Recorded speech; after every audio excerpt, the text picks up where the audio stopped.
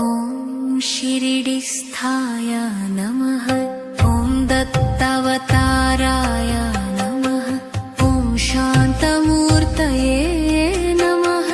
ॐ जयदायकाय नमः। ॐ अनुग्रहप्रदाय नमः।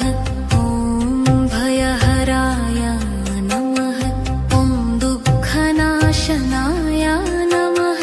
ॐ सुखप्रदाय नमः।